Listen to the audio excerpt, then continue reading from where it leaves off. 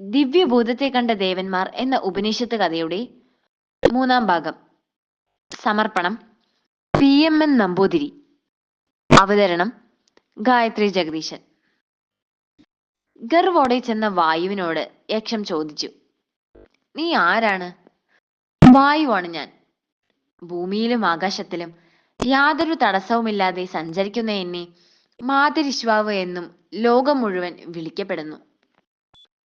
ലോകപ്രസിദ്ധനായ നിന്നിൽ എന്തു ശക്തിയാണുള്ളത്? ഈ ലോകത്തിലുള്ള എല്ലാത്തിനെയും എടുത്തു മാറ്റുവാൻ എനിക്ക് സാധിക്കും. വായു പറഞ്ഞു. യക്ഷം ഒരു പുൽക്കൊടി വായുവിന്റെ മുമ്പിൽ ഇട്ടുകൊടുത്തിട്ട് നിർദ്ദേശിച്ചു, അത്രയ്ക്ക് ശക്തനാണെങ്കിൽ നീ ഈ പുൽക്കൊടിയെ എടുത്താലും. ഒരു പുൽക്കൊടി വായുവിന്റെ ഉഗ്രശക്തിക്ക് മുമ്പിൽ എത്ര നിസാരം. യക്ഷം തന്നെ അപമാനിക്കുവാൻ പറഞ്ഞതാണല്ലേ. വായു നിസാരമെന്ന് കരുതി ആ പുല്ലിനെ എടുക്കാനാഞ്ഞു. പക്ഷേ തന്റെ സർവശക്തിയും ഉപയോഗിച്ച് പരിശ്രമിച്ചിട്ടും ആ പുൽക്കൊടിയെ ഒന്നിളക്കുവാൻ പോലും ഉഗ്രനായ വായുവിന് കഴിഞ്ഞില്ല. ലജ്ജിതനും നിരാശനുമായി വായു പിന്തിരിഞ്ഞുപോയി.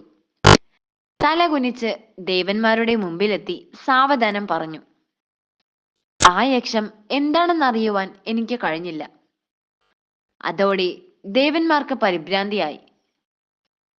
വളരെ കാലം അസുരന്മാരുമായി നടത്തിയ ഉഗ്രയുദ്ധത്തിൽ കഷ്ടിച്ച് വിജയിച്ചതേയുള്ളൂ.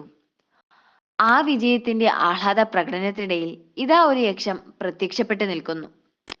അതെന്താണെന്ന് പോലും മനസ്സിലാക്കാൻ അഗ്നിക്കും വായുവിനും ശക്തിയില്ലാതായിരിക്കുന്നു.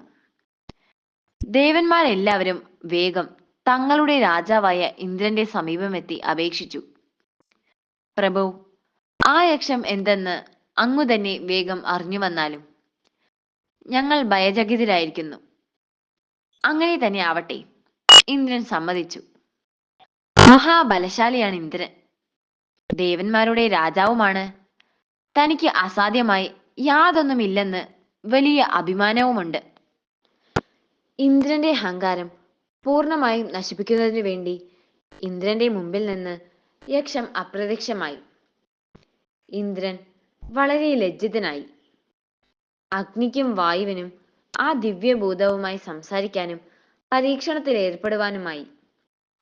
എന്നാൽ തനിക്ക് അതിനുപോലും കഴിഞ്ഞില്ലല്ലോ.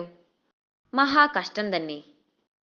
എങ്കിലും ഈ യക്ഷത്തെക്കുറിച്ചുള്ള സത്യം അറിയുക തന്നെ വേണമല്ലോ. അതിനെന്താണ് ഇനിയൊരു മാർഗം? അഗ്നിയെയും വായുവിനെയും പോലെ ഇന്ദ്രൻ പരവശനായി പിന്തിരിഞ്ഞില്ല. അവിടെ തന്നെ ഉറച്ചു നിന്നു. ആ യക്ഷത്തെ തന്നെ ധ്യാനിച്ചുകൊണ്ട് നിന്നു. അഹങ്കാരമെല്ലാം നശിച്ച് ഇന്ദ്രന്റെ ഉള്ളിൽ ഭക്തിയുണ്ടായി. ഭക്തിയോടും ആത്മാർത്ഥതയോടും കൂടി ആ യക്ഷത്തെ മാത്രം മനസ്സിൽ വിചാരിച്ചു. മറ്റു ചിന്തകളെല്ലാം മറന്നു. മനസ്സ് ഏകാഗ്രമാക്കി അവിടെ നിന്ന് തപസ്സനുഷ്ഠിച്ചു. ഇന്ദ്രന്റെ ഭക്തിയും ആത്മാർത്ഥതയും നിജ്ഞാസയും തപസ്സും നിമിത്തം ബ്രഹ്മവിദ്യ ഹിമവത് പുത്രിയായ ഉമാദേവിയുടെ രൂപത്തിൽ ആകാശത്തിൽ പ്രത്യക്ഷമായി.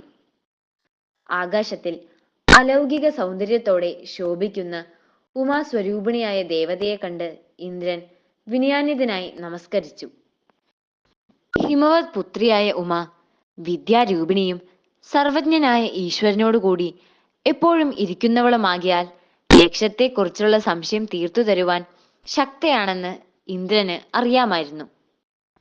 ഇന്ദ്രൻ ഭക്തിപൂർവം ദേവിയെ സമീപിച്ച് അപേക്ഷിച്ചു, അംബേ, പരമേശ്വരി, മഹേശ്വരി, ഉമാ ഭഗവതി, അടിയനിൽ പ്രസാദിച്ചാലും. ദിവ്യമായിരിക്കുന്ന ഈ യക്ഷം എന്തായിരുന്നുവെന്ന് അനുഗ്രഹിച്ച് അരുളിയാലും. ദേവി പറഞ്ഞു, മകനെ ദേവേന്ദ്ര, യക്ഷത്തിന്റെ രൂപത്തിൽ നിങ്ങളുടെ മുമ്പിൽ പ്രത്യക്ഷപ്പെട്ടത് സാക്ഷാൽ പരബ്രഹ്മം തന്നെയാണ്. യുദ്ധത്തിൽ വിജയിച്ചപ്പോൾ നിങ്ങൾ ദേവന്മാർ അഹങ്കരിച്ചു. അത് നിങ്ങളുടെ വിജയമാണെന്ന് വിചാരിച്ചു. എന്റെ സാമർത്ഥ്യമെന്ന് നിങ്ങൾ ഓരോരുത്തരും സ്വയം അഭിമാനിച്ചു. സ്വയം മതിമറന്നു. എന്നാൽ അത് ശരിയല്ല. നിങ്ങളിലുള്ള കാരുണ്യം കൊണ്ടും ലോക നന്മയ്ക്ക് വേണ്ടിയും ബ്രഹ്മചൈതന്യത്തിന്റെ അദമ്യ ശക്തിയാലാണ് അസുരന്മാർ പരാജയപ്പെട്ടത്. അതറിയാതെയാണ് നിങ്ങൾ അഹങ്കരിച്ചത്. നിങ്ങളുടെ അഹങ്കാരം കുറയ്ക്കാൻ ആ പരമാത്മ ചൈതന്യം തന്നെയാണ് യക്ഷമായി പ്രത്യക്ഷപ്പെട്ടത്. ഈ കഥയുടെ അടുത്ത ഭാഗവുമായി വീണ്ടും കാണാം. നന്ദി, നമസ്കാരം.